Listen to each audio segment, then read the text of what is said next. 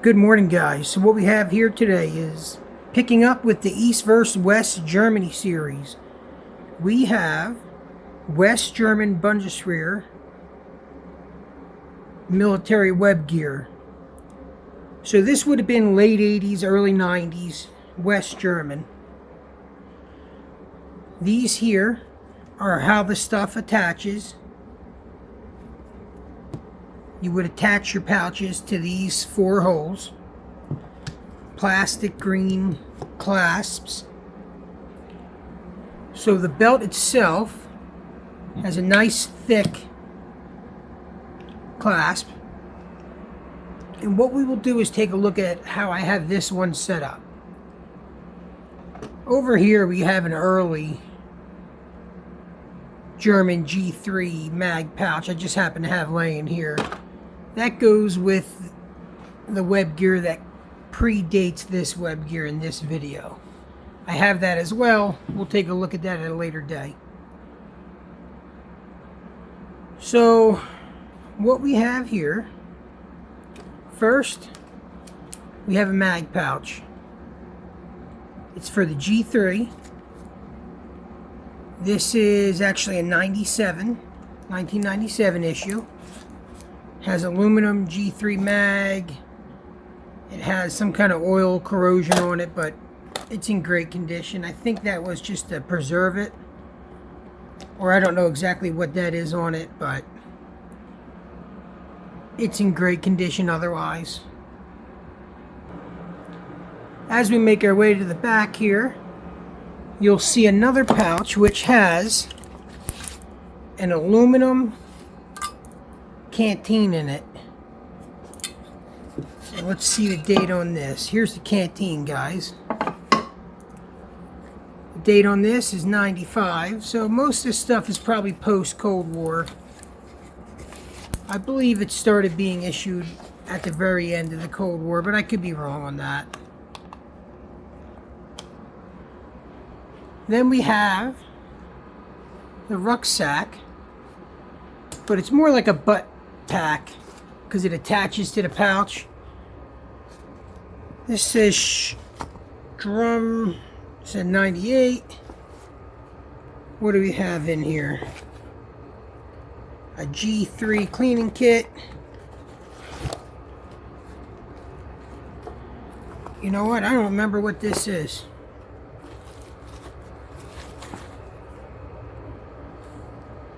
Bundeswehr 67. This is a sewing kit. So apparently I had a German sewing kit I forgot I owned. And I also have a West German mess kit in the pouch. Let me pause here for a minute. So to finish up this, we have an entrenching tool, once the camera focuses. Well, it may not focus, but it's a 95 issue. But the entrenching tool itself is a tri-folding West German entrenching tool dated from the 80s. But it would have been in a green rubber sheath, more like this material. Although it would have been the same entrenching tool going in there as well. And over here, to top it off, not every soldier would have been issued this. We have a 1996 issued P1 pistol holster. The P1's not in it right now. I do have a P1, but don't have it here. So my thoughts on this gear. I think it's very sturdy, well made. Well, there goes the flash, guys. But it's hard to compare to the East German gear because, truthfully, this would not have been the web gear that would have seen the most of the Cold War. So Is it better than the East German gear? Yes. Is it a fair comparison? No. It might be a fair comparison to the UTV stuff that East Germany was going to go to right before the collapse, which we will take a look at. I finally have that fully put together. Although that compares, yeah, it compares pretty well, to be honest. Although this still probably is more modernized than all the East German web gear. If I was to be going to war, I would rather have this gear on today than either of the East German setups. So there it is, guys.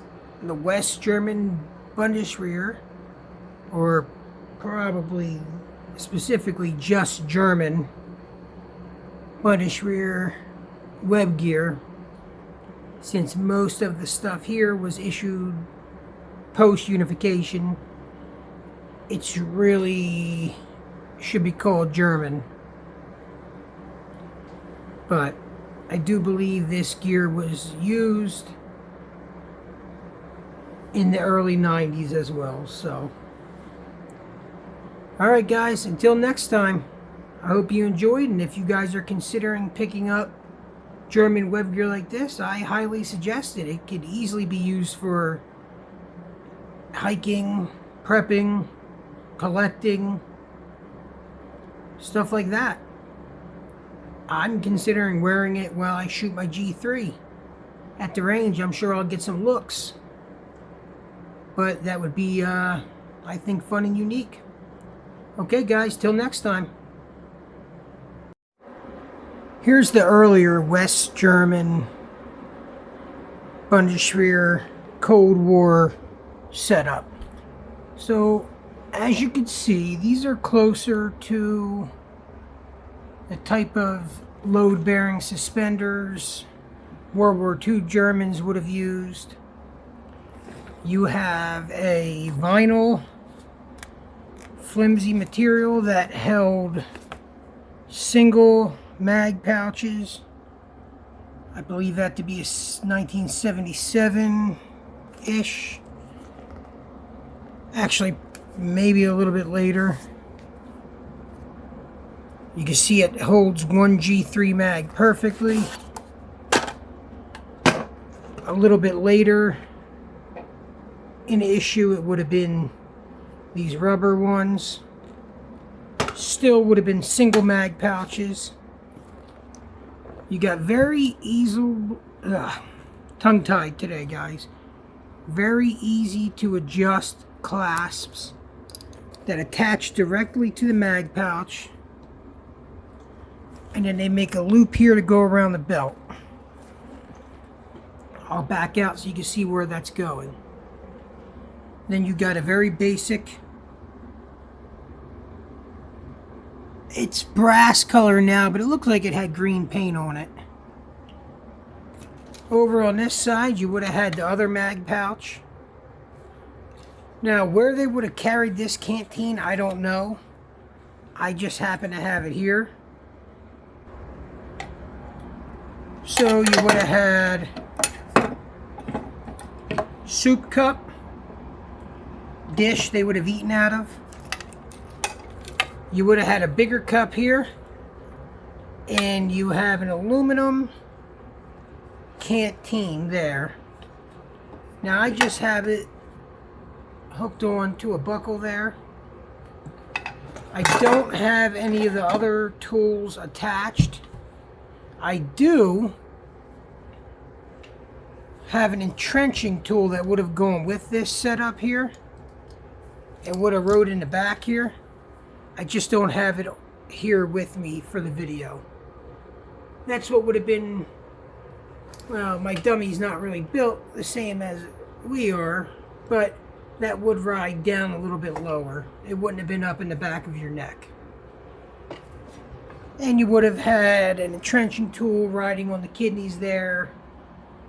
You may have had a gas mask pouch, stuff like that.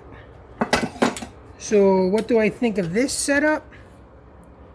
I think it pretty much compares to the East German setup with the strict tarn and stuff like that.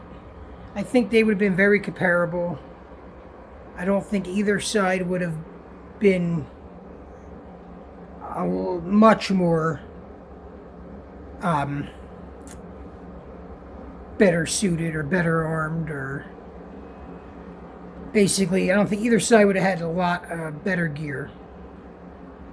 So I do think that the later pouches that we will be putting a video out on shortly would have been a great improvement, but this would have been fine for the Cold War, 70s and 80s and 90s.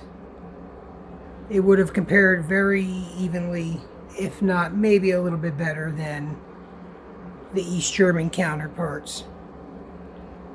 Okay guys, until next time. Sorry for the tongue tie today. I'm going off script. I didn't take any notes for any of the videos today. I'm just kind of cleaning up some stuff and deciding to make a few videos. Thanks for the continued support.